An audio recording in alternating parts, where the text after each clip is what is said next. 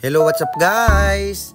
Pagkatapos nga ho ng aking morning routine ay kinailangan ko muna magpahinga dahil ako ay napagod at napuyat sa aking trabaho kagabi.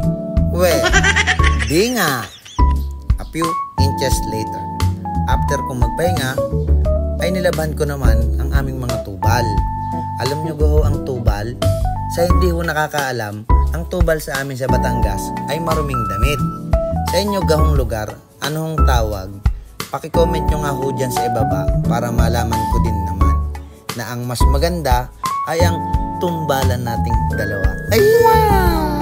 At yan ho, sinampay ko na ang aking mga nilabhan.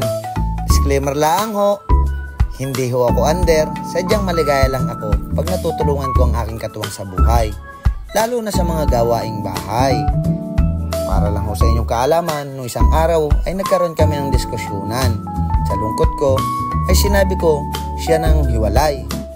Hiwalay ang puti sa dekolor para nang nakasampay.